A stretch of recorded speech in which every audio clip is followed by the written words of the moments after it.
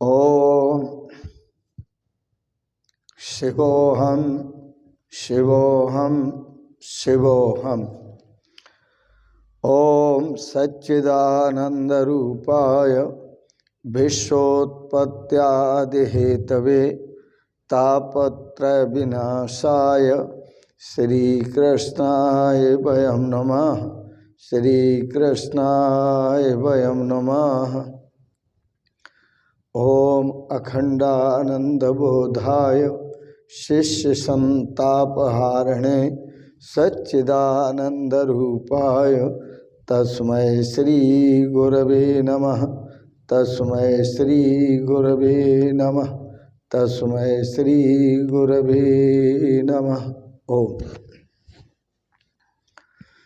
प्यारे भाई और बहनों, आप पूर्व प्रसंग में श्रीमद् भागवत में राम कथा का श्रवण कर रहे थे।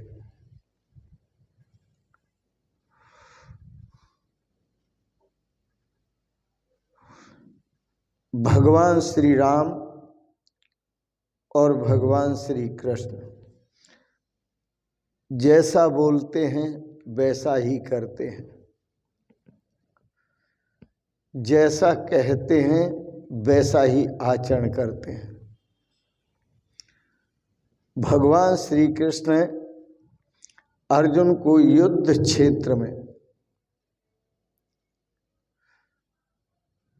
चारों वेदों का सार तत्व, 6 शास्त्रों का सार तत्व और 18 पुराणों का सार तत्व, उपनिषदों का सार तत्व 1 घंटे में सुनाया था, 1 घंटे में समझाया था। भगवान का ज्ञान भी कैसा है, कितना पवित्र है, कितना महान है और उस ज्ञान में कितनी क्षमता है कि अर्जुन कहने लगा कि प्रभु अब आप जैसा कहेंगे मैं वैसा करूँगा। ज्ञान की शोभा शब्दों की झड़ियाँ लगाने से या सुंदर व्याख्यान करने से नहीं, ज्ञान की शोभा जीवन में आचरण करने से है, जीवन में उतारने से है। क्रियात्मक जीवन जीने से ज्ञान की शोभा है। भगवान श्री राम के समान इस जगत का हित करने वाला न तो पहले कोई हुआ और न आगे कोई होगा। एक बार भगवान शंकर ने पार्वती से कहा था कि देवता मनुष्य मुनि सबकी ये रीति है कि सभी स्वार्थी हैं, जो भी प्रीति करते हैं वो स्वार्थ से करते हैं। सुर नर मुनि की सुर नर मुनि सब ही की यह रीति कि स्वार्थ लाग करें सब प्रीति। सभी स्वार्थ से प्रीति करते हैं, लेकिन राम जी तो अहेतुक दया सिंधु हैं। वो किसी से स्वार्थ से प्रीति नहीं करते, परमार्थ से प्रीति करते। सर्वजन सुखाय सर्वजन हिताय। भगवान श्री राम की जो प्रीति है सभी जनों के सुख के लिए और सभी जनों के हित के लिए। भगवान श्री राम प्रवर्षण पर्वत पर आए। हनुमान जी अपनी वानर सेना के सहित भगवान श्री राम के सामने उपस्थित हुए। सीता की खोज के लिए तैयार हनुमान जी। राम जी ने एक मुद्रिका उतार करके हनुमान जी को दी। कहा ये मुद्रिका सीता जी को दे देना। मेरे विरह तथा जो बल की बात है वह सीता जी को बता देना। मैं सीता जी के वियोग में कितना दुखी हूँ, कितना विरही हूँ और मेरे बल का भी ज्ञान करा देना। सीता जी को बल का भी ज्ञान सुना देना। हनुमान जी ने अपनी वानर सेना के साथ दक्षिण दिशा में प्रयाण किया। जब वह चले तो सब जगह देखते हुए गए।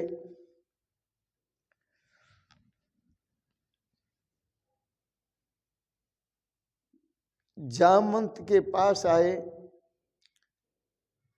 और जामवंत ने संपाति से उन्हें मिलाया और कहा, संपाति जो गीधराज हैं इनकी दृष्टि बहुत होती है दूर तक। गीधराज ने देखा सीता जी को कि लंका में कहाँ हो सकती हैं, तो नजर उठा के देखा तो पता चला कि यो अशोक वाटिका में अशोक वृक्ष के नीचे बैठी हुई। गीधाएं दृष्टि अपार, उसके पास अपार दृष्टि थी। उसने अशोक वन को भी देख लिया और वहां बैठी हुई सीता जी को भी देख लिया। क्या कर रही हैं? बोले कुछ नहीं, केवल राम राम राम राम रट रही हैं। आप जहां भी बैठे हैं अपने कल्याण के लिए, अपने श्रेय के लिए प्रभु का भजन करते रहें।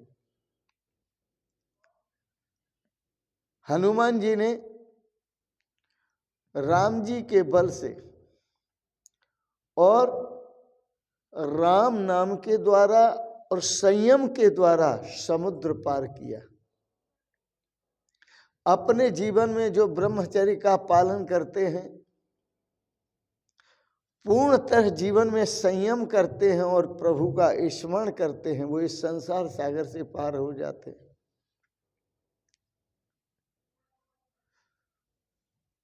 हनुमान जी ने आवेश में कहा, यदि भगवान श्री राम को या सभा में हनुमान जी ने, वहां सभी योद्धा थे, वानर सेना थी, उनके बीच में थोड़ा क्रोधित होकर के कहा कि आप यदि कहें तो मैं पूरी लंका को उठाकर समुद्र में डुबो दूं। जामवंत ने कहा, हनुमान धैर्य से काम लो। अरे तुम पूरी लंका को उठा के, तुम्हारे अंदर बल है, पूरी लंका को उठा के समुद्र में डुबो सकते हो, मैं मानता हूं, लेकिन सीता जी भी तो साथ में डूब जाएंगी लंका में, उसमें समुद्र में। इसलिए होश में, जोश से काम न लो, होश से काम लो। जामवंत जी ने धीरज बनाया तो हनुमान जी ने उड़ान भरी और समुद्र पार करने लगे। तो मार्ग में सुरसा नाम अहिनकय माता, जो सर्पों की मां थी सुरसा, वह मिली, उसने रुकावट डाली। आप जानते हैं सुरसा किसे कहते हैं? जो राम जी के कार्य को करने में आप जाते हैं करने के लिए तो सुरसा व्यवधान डालती है, सुरसा राक्षसी है। सुरसा कहते हैं, नहीं बताता, अच्छा बता देता हूं। सुरसा कहते हैं आपकी रसना को। ये रसना सुरसा है जो आपके भक्ति मार्ग में बाधा बनती है, ज्ञान मार्ग में बाधा बनती है। क्योंकि सुरसा जितनी सुंदर सुंदर रसों को चाहती है, तो सुंदर सुंदर रसों को भोगने वाला व्यक्ति सुंदर सुंदर कामनाओं में, सुंदर सुंदर वासनाओं में फंस जाता है। क्योंकि जितनी चंचल रसना होगी उतनी ही चंचल उसकी वासना होगी। वासना से अर्थ समझ लेना, जितनी चंचल रसना होगी उतनी ही चंचल वासना होगी। और यह सर्पों की माता है, अहिनकर माता।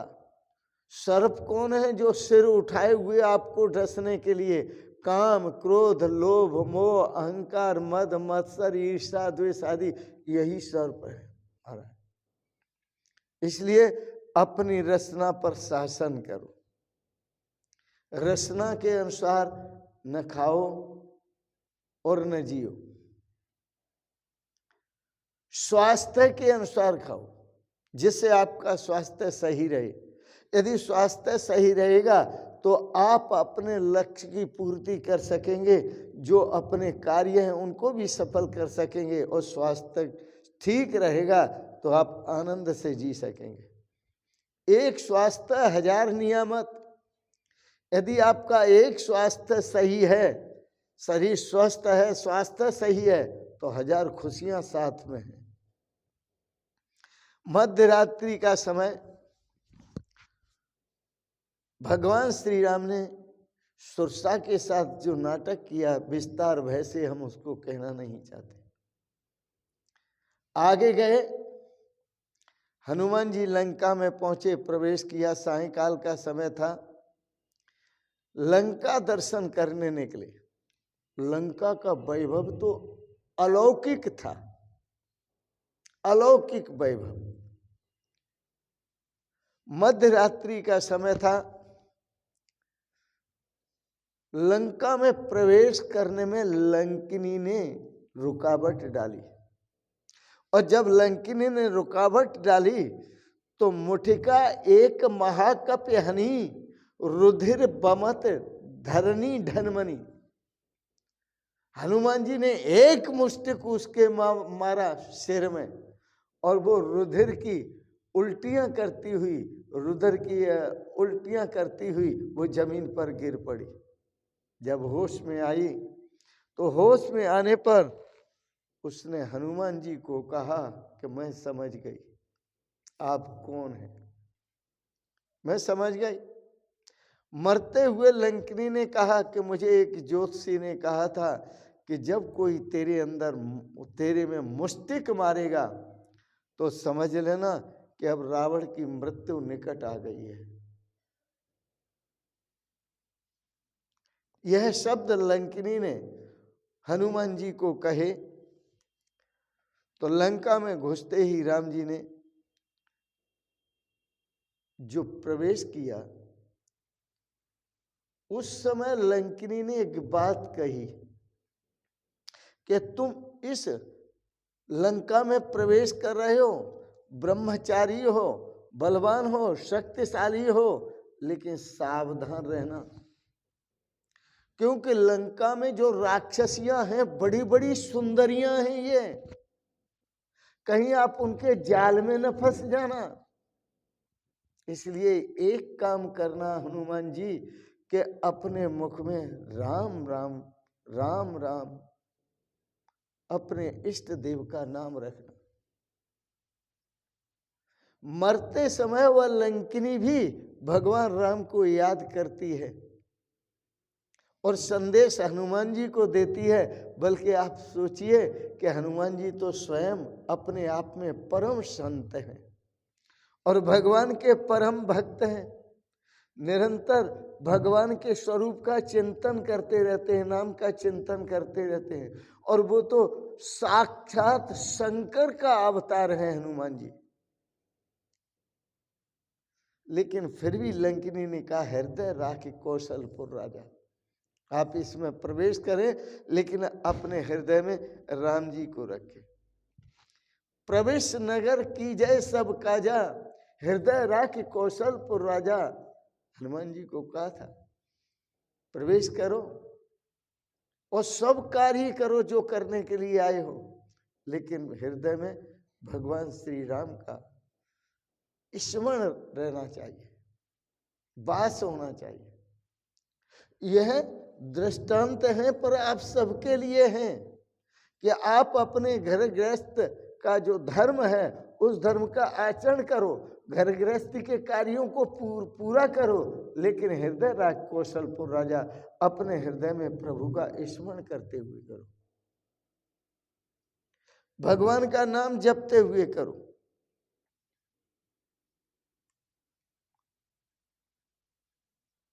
इसलिए गोस्वामी तुलसीदास जी की एक बात और याद दिलाता हूं, वही पूर्व में भी याद दिलाई, काम करते रहो, नाम जपते रहो, पाप की वासनाओं से बचते रहो। आप अपने कार्यों को करते रहो। भला हनुमान जी को कौन उपदेश दे सकता है? वो तो विद्या के आचार्य हैं। हनुमान जी ब्रह्म विद्या के आचार्य हैं। वो तो बाल ब्रह्मचारी हैं और वो ब्रह्म चिंतन में वैसे भी मस्त रहते हैं। और उनकी आंख भगवान श्री राम पर भी टिकी रहती है। आंख का मतलब अंतर्वृत्ति। अंतर्वृत्ति से वो भगवान का दर्शन करने में लीन रहते हैं। भगवान बड़े दयालु हैं कि जो उनका भजन चिंतन करते हैं उनको भगवान अपना लेते हैं, अपना बना लेते हैं। किसी कवि ने बड़ा सुंदर कहा है, आंख एक बार भी वो जिससे मिला लेते हैं, आंख एक बार भी वो जिससे मिला लेते हैं, आंख एक बार भी वो जिससे मिला लेते हैं, आंख एक बार भी वो जिससे मिला लेते हैं, फिर हमेशा के लिए वो अपना बना लेते हैं, फिर हमेशा के लिए वो अपना बना लेते हैं, फिर हमेशा के लिए वो अपना बना लेते हैं। हनुमान जी तो ब्रह्मचारी हैं, बाल ब्रह्मचारी, पूर्ण संयमी हैं। ये सुंदर राक्षसियां, इनके जो कटाक्षों के प्रहार हैं वो हनुमान जी का कुछ नहीं बिगाड़ सकते। वहां इंद्रजीत आया,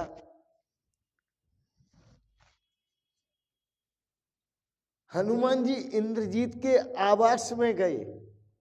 उन्होंने वहां सुलोचना का दर्शन किया।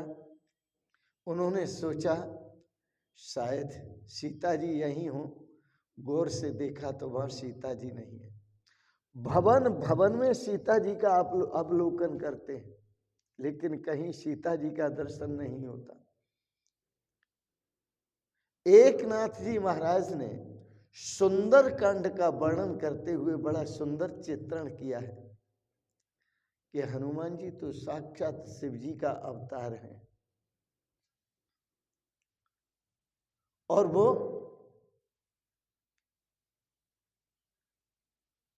सोचते हैं,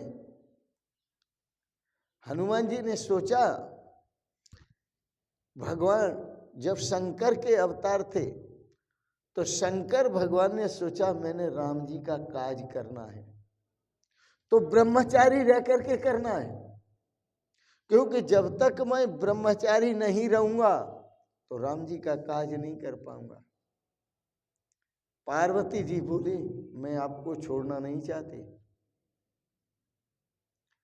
भगवान शंकर बोले तुम छोड़ना नहीं चाहती तो मैं ब्रह्मचारी कैसे रहूंगा? बोले ना मैं आपके पीछे रहूंगी, सदा साथ रहूंगी और आपको रखना है। तो भगवान शंकर ने कहा ठीक है।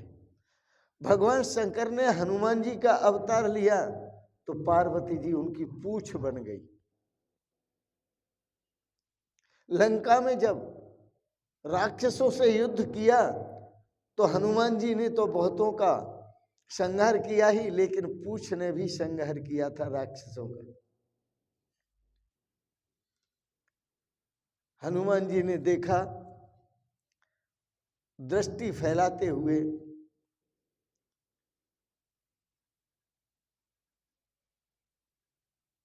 क्योंकि सूक्ष्म रूप धारण करके हनुमान जी पूरी लंका में घूमते रहे तो कहीं भी सीता जी का अता पता नहीं मिला, कहीं दिखाई नहीं देती थी। प्रातः काल का समय हुआ तो उन्होंने एक कुटिया देखी, एक आवास देखा। उस आवास में उन्होंने प्रवेश किया। उसमें विभीषण राम राम दिन रात रट रहे थे। हनुमान जी ने सोचा कि इनके सामने तो जाना है।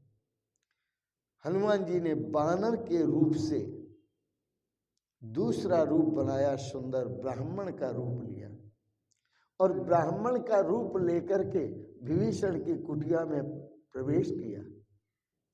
विभीषण ने उनसे पूछा, आप कौन हैं? उन्होंने कहा, मैं राम का दूत हूं, सीता जी का पता पूछता हूं आपसे, आप बताएं सीता कहाँ है? विभीषण, आपके दर्शन होने से मुझे बहुत शांति मिली और आपके दर्शन होने पर मुझे ऐसा लगा कि राम जी के ही दर्शन हो गए मुझे, और अब मुझे विश्वास हो गया। विभीषण ने कहा, क्या मुझे विश्वास हो गया कि संत मिले हैं, ब्राह्मण मिले हैं, पवित्र ब्राह्मण मिले हैं, तो मुझे राम जी के दर्शन जरूर होंगे और राम जी की शरण मुझे जरूर प्राप्त होगी। हनुमान जी को संदेश दिया विभीषण ने कि वो अशोक वाटिका में अशोक वृक्ष के नीचे बैठी हुई है। हनुमान जी मन ही मन वहां जाते हैं और जाकर के देखते हैं तो राम राम राम राम जपती हुई सीता जी का दर्शन किया। उन्होंने सोचा इनकी व्यवस्था को बिगाड़ना नहीं चाहिए, उसी वृक्ष अशोक वृक्ष के ऊपर बैठ गए और बैठ कर के खुद भी राम राम राम राम जपने लगे। सीता जी ने इधर उधर देखा, उन्होंने सोचा मेरे स्वामी का नाम ले रहे हैं, यह कौन है? धीरे से हनुमान जी राम कथा कहने लगे। सीता जी राम कथा का श्रवण करती है।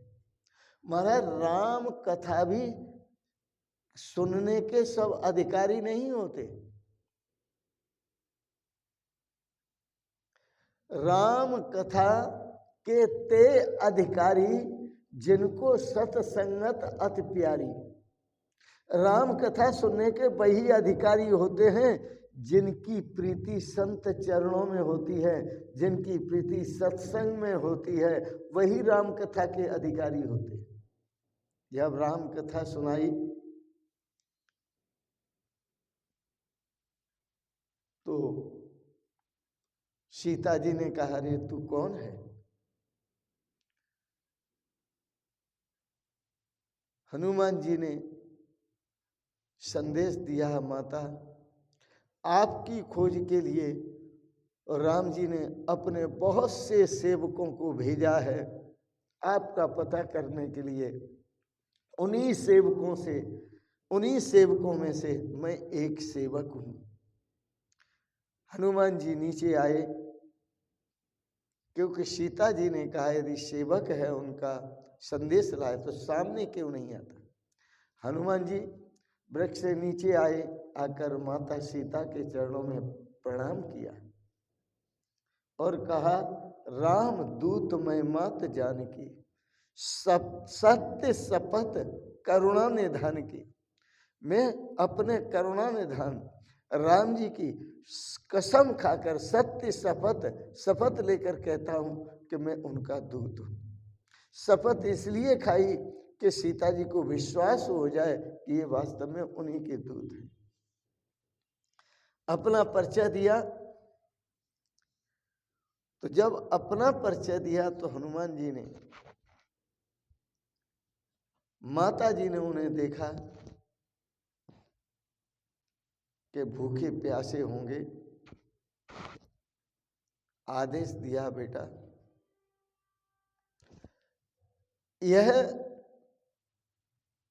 लंकावासी राक्षसों का वन है, अशोक वन, अशोक वन।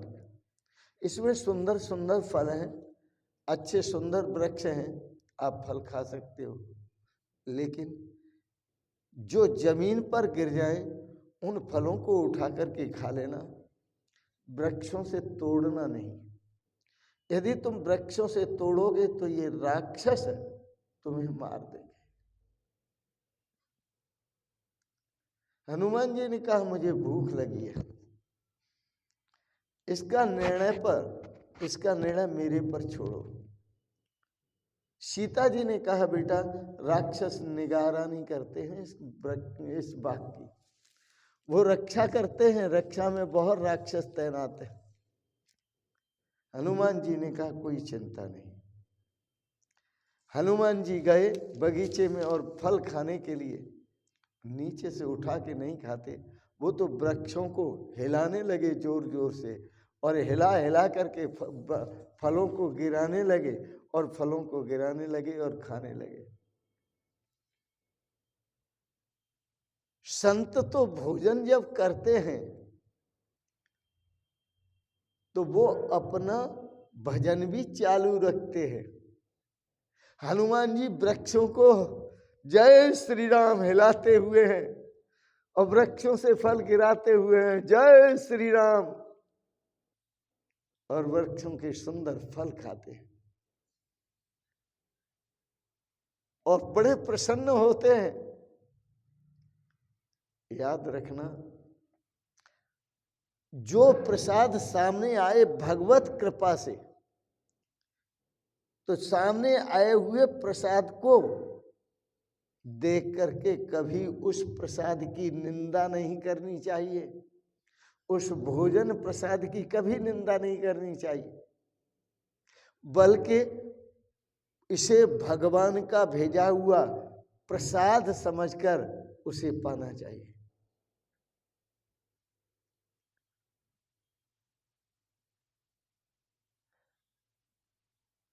हनुमान जी को पकड़ने के लिए राक्षस दौड़े। जब राक्षस दौड़े तो हनुमान जी पछाड़ते जाते। महाराज किसी को तो पेड़ ही पूरा वृक्ष उखाड़ कर मार देते। इंद्रजीत आया, उसने ब्रह्मास्त्र छोड़ दिया। हनुमान जी ने सोचा कि यदि मैं ब्रह्मास्त्र को नहीं मानूंगा तो यह ठीक नहीं है, मर्यादा में रहना है। हनुमान जी उस ब्रह्मास्त्र में बंध जाते हैं। इंद्रजीत बांध करके रावण के सामने ले जाता है। महाराज इसने सारी लंका उजाड़ दी। रावण ने कहा इसको सजा तो देनी है, अय बंदर। रावण कहता है अय बंदर, जो राक्षस वृत्ति का व्यक्ति होता है उसे बोलने का भी ढंग नहीं होता, उसे बोलने का भी, बात करने का भी सलीका नहीं होता। अये बानर, तू कहां से आया है? भाषा देखो। अये बानर, तू कहां से आया है? तू क्यों आया है? हनुमान जी ने कहा दशानन, मैं राम जी का दूत हूं और राम जी का दूत हूं और तुझे उपदेश देने आया हूं। सुन कान खोल करके। तेने शिव जी को प्रसन्न करके 10 शीश प्राप्त किए हैं। तू बहुत तपस्वी रहा था, लेकिन तेरी जो करनी है बहुत निंदनीय है। तू पराई स्त्री को, सीता जी को चुरा लाया और उसे बंदी बना लिया, उनको बंदी बना लिया तूने। मैं रामचंद्र जी के काज को पूरा करने के लिए यहां आया हूं। तेरे को सीख देता हूं, तूने यह सीता हरण का जो पाप किया है, राम जी की शरण में जा और क्षमा याचना कर अपने पापों की। तब तो तू बच सकता है, और यदि तू क्षमा याचना नहीं करेगा तो बचने वाला नहीं है। किंतु रावण कहां समझने वाला था। रावण किसे कहते हैं? रावण कहते हैं रावयति सर्वान लोकान इति रावणः, जो सभी लोगों को दुख पहुंचाता है, सभी लोगों को दुखी करता है, उसी का नाम तो रावण है। तो ये काम जो है सबको पीड़ा पहुंचाता है, अहंकार जो है सभी को पीड़ा पहुंचाता है। तो रावण कहाँ समझने वाला था, वो नहीं समझा। हनुमान जी ने कहा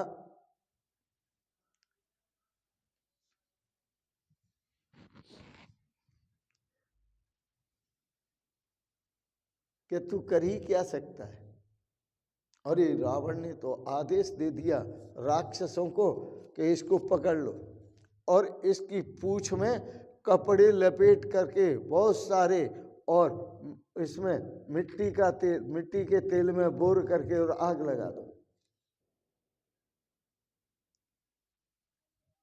अब राक्षस रावण फिर लंका का राजा था, उसके आदेश को सबने माना, और जब सबने माना तो आग लगा दी। और जब आग लगाती तो उन्होंने, हनुमान जी ने स्मरण किया राम जी का, सीता जी का स्मरण किया, उनका आशीर्वाद प्राप्त किया। और महाराज सीता जी ने उनको जो आशीष दी, तो उन सीता जी की कृपा से और राम जी की कृपा से अरे साहब लंका में कूदने लगे और घर प्रति घर जाकर के लंका के जितने भवन थे सब में आग लगा दी। क्योंकि सीता जी को जब प्रणाम किया था तो सीता जी से आशीर्वाद मांगा था कि मैं राम काज के लिए आया हूं, यह मैं पूरा करूं, यही आशीर्वाद दीजिए। सीता जी ने आशीर्वाद दी।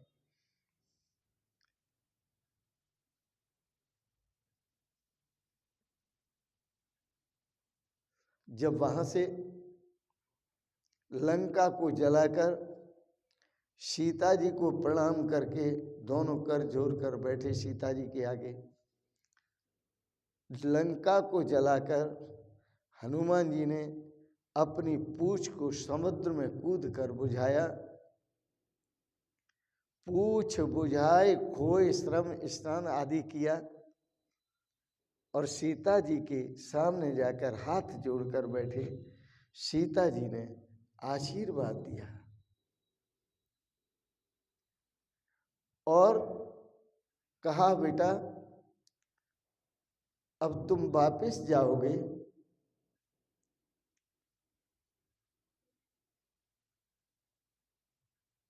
हनुमान जी ने कहा माता मुझे प्रभु की आज्ञा नहीं है, नहीं तो मैं आपको लेकर के और राम जी से मिला सकता हूं,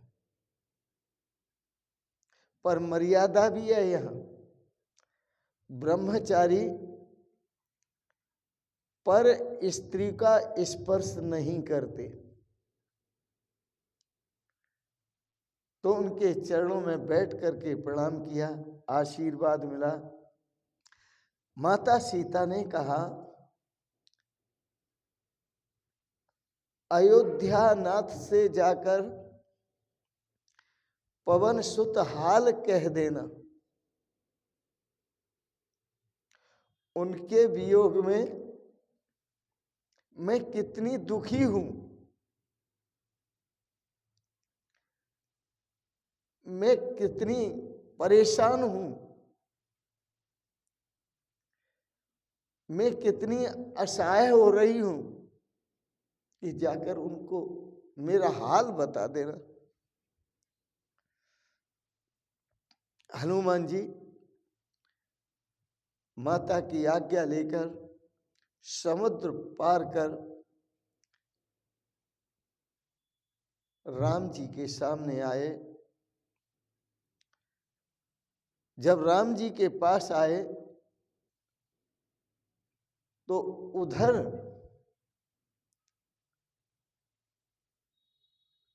एक पत्र रावण ने दिया था कि ये पत्र उनको सुना देना। हनुमान जी ने वो पत्र पढ़कर सुनाई, पत्रिका सुनाई, और हनुमान जी ने कहा, प्रभु यह तो सब आपका प्रताप है, जो मैं पूरी लंका को फूंक करके आया, कहीं अभिमानी न हो जाऊं, इसलिए हनुमान जी ने अपने जो कुछ लीला की अपने द्वारा, उसका प्रताप अपने ऊपर नहीं लिया, वह राम जी के ऊपर दिया। आपकी कृपा से सब ऐसा हुआ है। भगवान श्री राम ने जाते समय जो मुद्रिका दी थी वो सीता जी को भी दे दी थी हनुमान जी ने,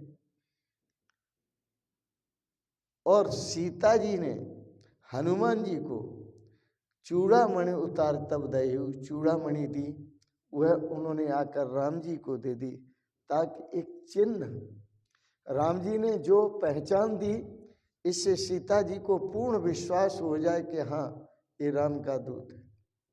सीता जी ने चूड़ामणि दी, इससे पूर्ण विश्वास हो जाए कि हनुमान जी सीता जी से मिलकर के आए।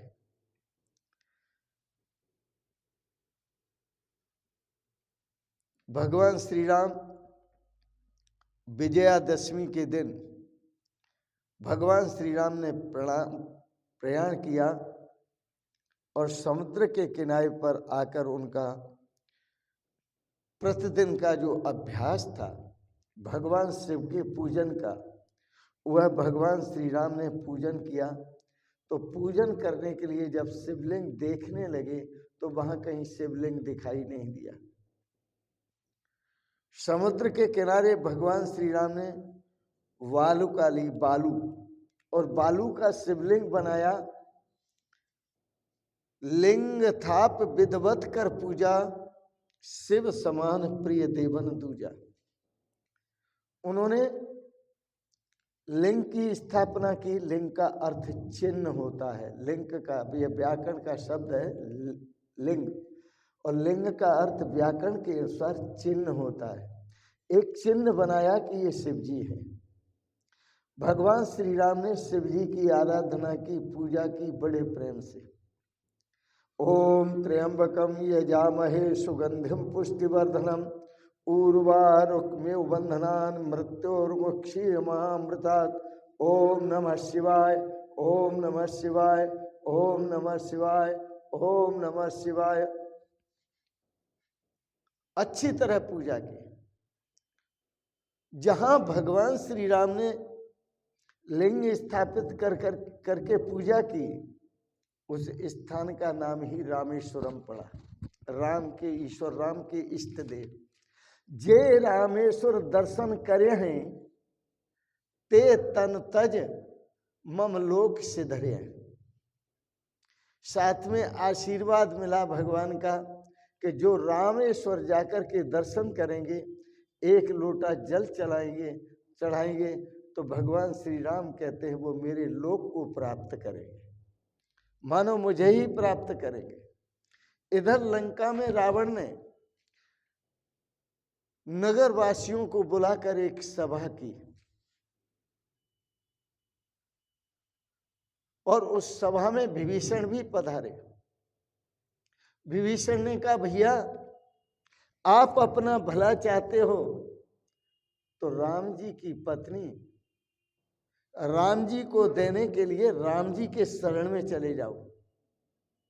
आप राम जी की शरण में जाओ, आपका कल्याण होगा, आप सकुशल रहेंगे, और सीता जी को सकुशल लेते जाओ, उनको समर्पित कर देना। रावण को तो ये बात बहुत बुरी लगी।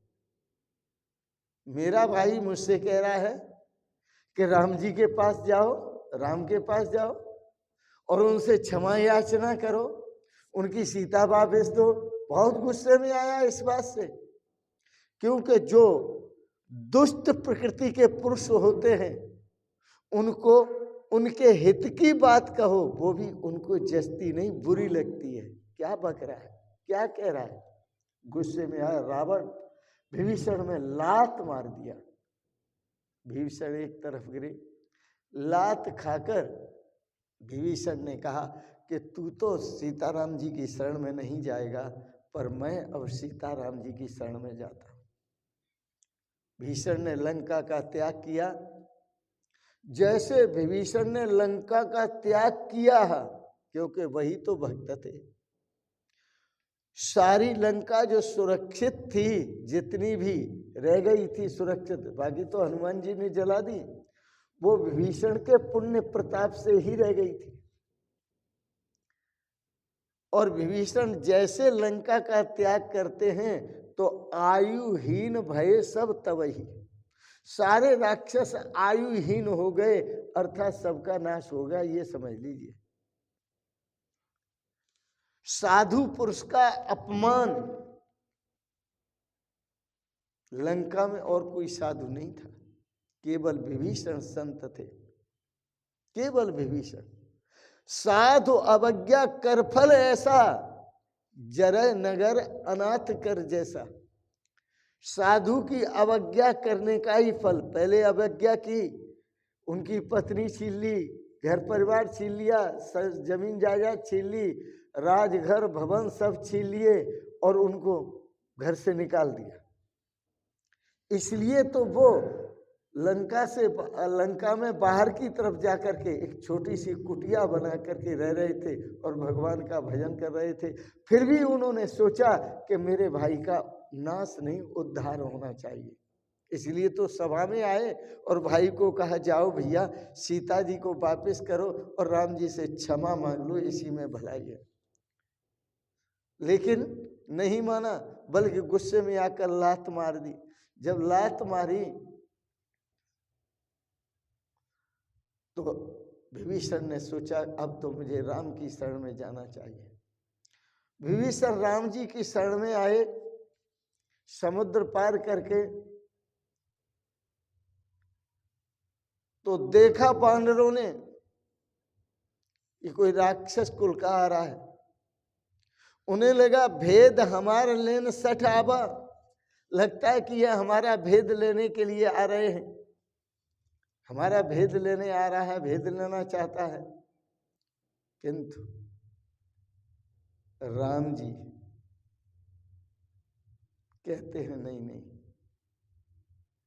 राम जी तो जाने ही जाने हैं। वो क्या करने आ रहा है वो बात छोड़ो, हनुमान जी से पूछते हैं जब आप मिले थे तो विभीषण ने क्या कहा था आपको, वो बताओ। बोले बस उनकी तो आवाज, मुंह से जो आवाज आ रही है अब भी वो एक ही आ रही है। क्या आवाज आ रही है? बोले एक ही आ रही है कि मैं राम जी की शरणम, राम जी की शरण में हूं। राघवम शरणम गतः, मैं राम जी की शरण में जा रहा हूं, राम जी की शरण में चला गया, अब राम जी की शरण में हूं।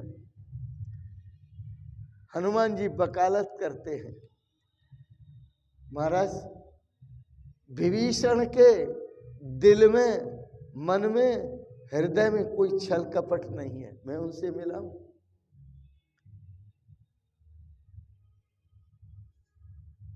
उसको मैं अच्छी तरह जानता हूं, उसको हमें अपनाना चाहिए।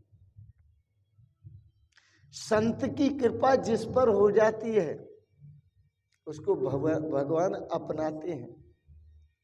हनुमान जी तो परम संत हैं, विभीषण भी संत है। विभीषण की वकालत हनुमान जी ने की तो भगवान श्री राम ने विभीषण को अपना लिया। जब विभीषण को अपना लिया, विभीषण का स्वागत किया, भगवान श्री राम ने कहा यहां ले आओ मेरे पास। जीव मेरे सम्मुख आता है उस समय मैं उसके करोड़ों जन्मों के पापों को नष्ट करता हूं। जीव जब ब्रह्म के सन्मुख होता है तो उसके जन्म जन्मांतर के जो पाप हैं वो सब जलकर भस्म हो जाते हैं, नष्ट हो जाते हैं। उसका जो मन है वो अत्यंत निर्मल हो जाता है, पवित्र हो जाता है। उसका छल छिद्र कपट, वह सब नष्ट हो जाता है। हनुमान जी ने कहा विभीषण बहुत निर्मल मन के हैं, उनके अंदर कोई छल कपट नहीं है। अरे संत जिसकी वकालत कर दें, भगवान उसे अपनी शरण देते हैं। भगवान ने कहा निर्मल मन जन सो मोह पावा, मोह कपट छल छिद्र न भावा। अरे भाई, जिसका मन निर्मल होता है वही तो मुझे प्राप्त कर लेता है, और निर्मल मन के दर्पण में ही तो वो मेरे दर्शन कर लेता है। मुझे कपट और छल से युक्त व्यक्ति अच्छा नहीं लगता, उसका तो मैं नाश करता हूं। तो कपट छल छिद्र करने वाला रावण है, भगवान श्री राम उसका नाश करते हैं। और कपट छल छिद्र से रहित विभीषण है, निर्मल मन पवित्र मन है उसका, उसे भगवान अपना लेते हैं, अपनी शरण में ले लेते हैं। और आप सोचिए, उसे लंका का राज्य भी देते हैं। भगवान जिस पर कृपा करते हैं उसकी बल्ले बल्ले होती है। और भगवान से पहले जो कृपा होती है वो संतों की कृपा होती है। हनुमान जी परम संत हैं।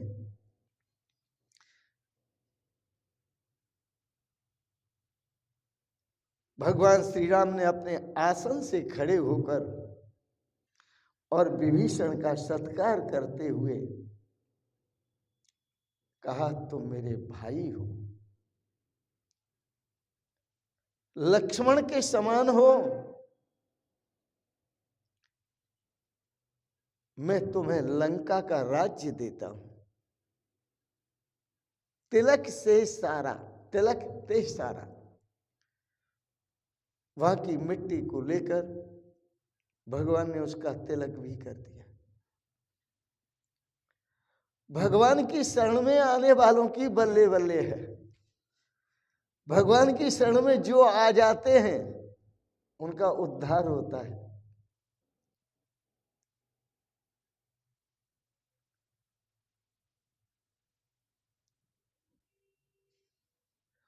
जो शरण में आए हुए का त्याग करता है उसका तो दर्शन भी बहुत बुरा होता है। राम जी ने कहा